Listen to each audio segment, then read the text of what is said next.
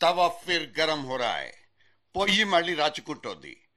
ఈసారి రాజేస్తోంది మాత్రం ఇక్కడున్న మహారాజులు కాదు, కెరఫ్ ఢిల్లీ అడ్రస్ వాళ్ళు. చచ్చుడు దాకా ఎందుకు, ఇచ్చుడు గురించే మాట్లాడుకుందాం రండంటూ ఆహ్వాన పత్రికలు ప్రింట్ అయిపోతున్నాయి. ఇస్తే సంబరం, ఇవ్వకపోతే సమరం అంటూ ఘాటైన సెంటిమెంట్ ఒకటి ఇక్కడ ఆల్రెడీ అమల్లో ఉంది. కాకపోతే ఈ చప్పుళ్లన్నీ తాటాకు తరహావేనా? సాగదీత సినిమాలో ఇదొక కొత్త సీక్వెల్ కాబోతోందా అన్నదే ఇక్కడ అసలు డౌట్.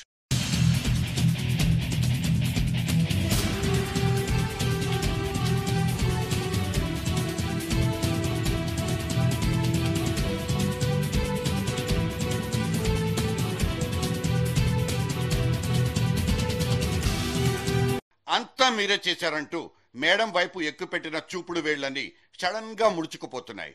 అవును, సోనియమ్మ సడన్ గా సీన్ మార్చేసింది.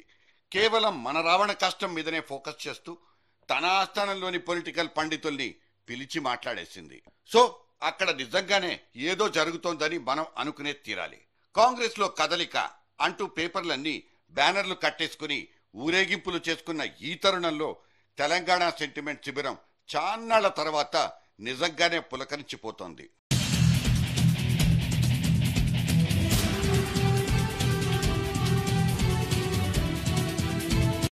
ఇక్కడ షురు అయిన సందడే సందడి.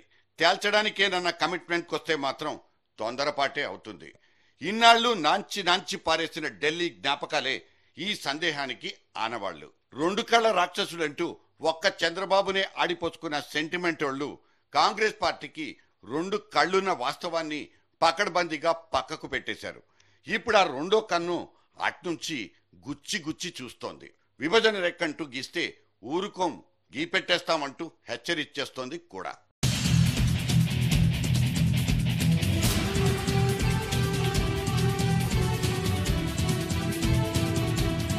ఇట్నుంచి లగడపాటోడు, కావూరి సాంబుడు, అట్నుంచి టీజీ వెంకటేశుడు, జేసీ దివాకరుడు, ఇంకోడు ఇక్కడ గెలిచి అక్కడ చెలాయిస్తున్న వీళ్ళందరూ దగ్గరకొచ్చేస్తున్న తెలంగాణకు అడ్డం పడిపోతున్నారన్నది ఆరోపణలు, అనుమానాలు.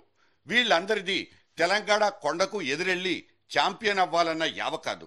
నైజాం గడ్డ మీద తమ గుత్తాధిపత్యాలకు, తమ మిద్దెలకు, మేడలకు, కాంప్లెక్స్లకు, కర్మాగారాలకు ఎక్కడ తూట్లు పడిపోతాయనన్న బెంగే వీళ్ళదంటూ ఎప్పటినుంచో వేర్పాటువాదులు మంటకిస్తూనే ఉన్నారు. ఈ దంచుళ్లకు ఏమాత్రం తీసిపోనట్టే ఈ సమైక్యుల వారి చీప్ ట్రిక్కులు. దేనికదే వీరోచితం కం వినోదాత్మకం.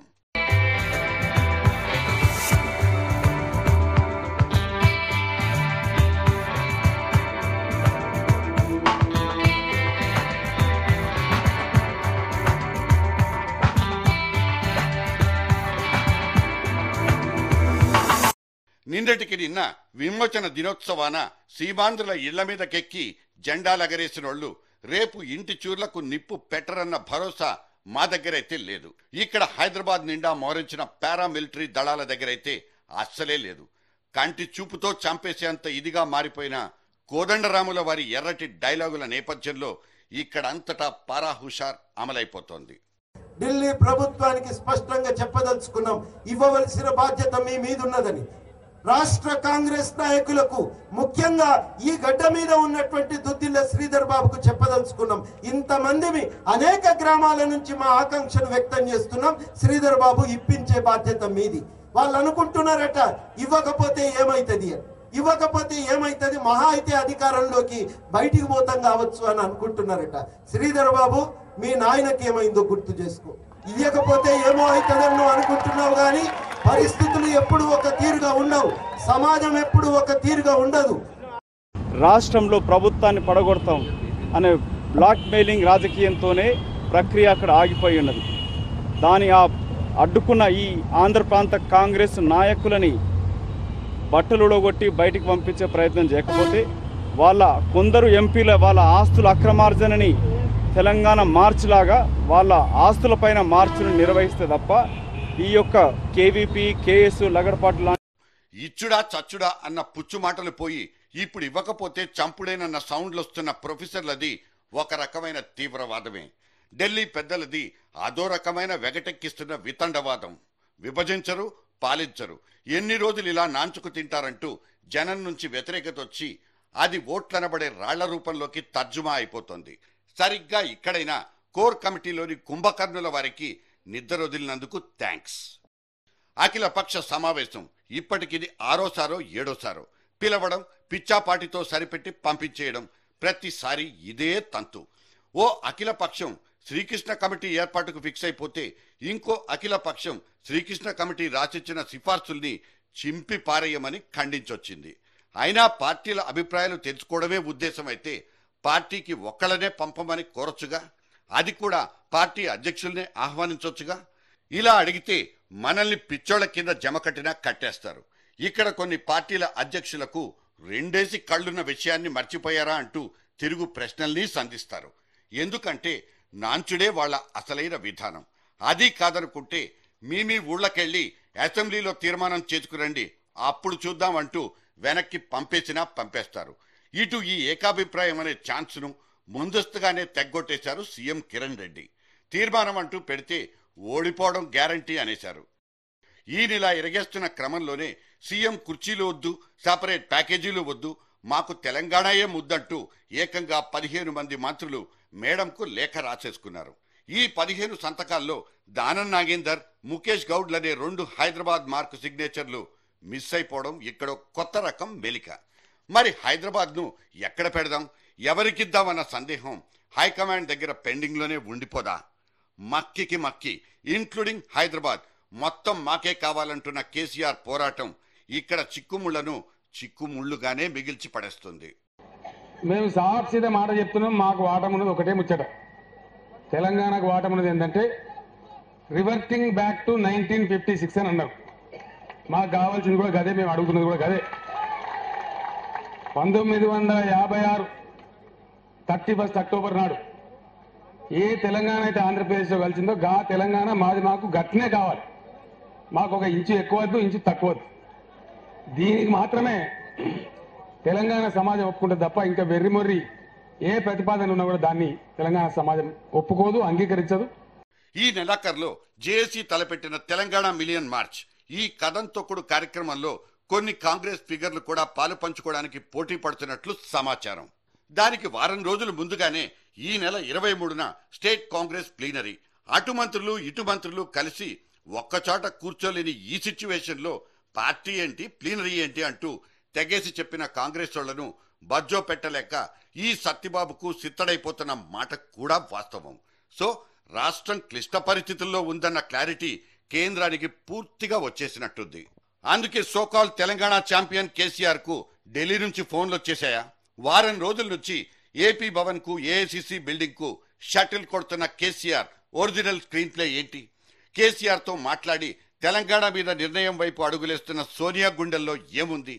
ఇవన్నీ జవాబులు లేని శేష ప్రశ్నలు.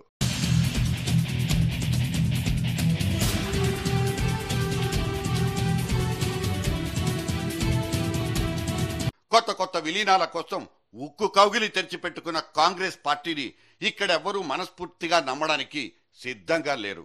వాయిలార్ రవి అనబడే కాంగ్రెస్ మార్క్ కేరళ వైద్యుడితో కేసీఆర్కి ఏంటి మంతనాలు? నీకిది నాకది తరహా సరికొత్త రాజనీతి గురించేనా అక్కడ చర్చోపచర్చలు అంటూ నోళ్లింతవి చేసుకుని అరిచేసుకుంటున్నా ఇక్కడ సిగ్గుపడే శాల్తీలే లేవు. రాజకీయ పార్టీల దృష్టిలోపం వల్లే తెలంగాణ సెంటిమెంట్ ఇలా 62 సార్లు దారి తప్పిందని, స్వార్థ ప్రయోజనాలకే ఉపయోగపడిందని ఇవాళ అసెంబ్లీలో జేపీ గొంతు చించుకున్నా అక్కడ స్పందన మాత్రమే లేదు. పైగా నిజం మాట్లాడినందుకు నిరసన ఒకటి. అధ్యక్ష, ఈ దేశంలో ప్రభుత్వం ఉన్నదా, నిద్రపోతున్నదా? అధ్యక్ష, ఈ రాష్ట్రం పార్టీలకు అతీతంగా మాట్లాడదాం అధ్యక్ష. ఈ రాష్ట్రం కేవలం ఈ పార్టీల దుందుడుకు చర్యల వల్ల, వీళ్ల తాత్కాలిక స్వార్థపూరితమైనటువంటి రాజకీయం వల్ల, హస్వ దృష్టి వల్ల, ఉద్రేకాలు రెచ్చగొట్టడం వల్ల ఆర్థికంగా, రాజకీయంగా, సామాజికంగా సంక్షోభంలో పడ్డది. ఈ సభ నడవడానికి కష్టమైపోయింది అధ్యక్ష. కేంద్ర ప్రభుత్వం తాత్సారం వల్ల రాష్ట్రంలో అన్ని ప్రాంతాలు నష్టపోతున్నాయి అధ్యక్ష. 2004 ఎన్నికల్లో కేసీఆర్ తో కలిసిపోయింది నిజం కనుక ఇప్పుడు జేపీ చెప్పింది నిజం అంటున్నాం. కాంగ్రెస్ పార్టీకి లాభం ఉందనుకున్నప్పుడే తెలంగాణపై కేంద్రంలో కదలిక కనబడ్డం నిజం కనుక ఇప్పుడు జేపీ చెప్పింది నిజమంటున్నాం.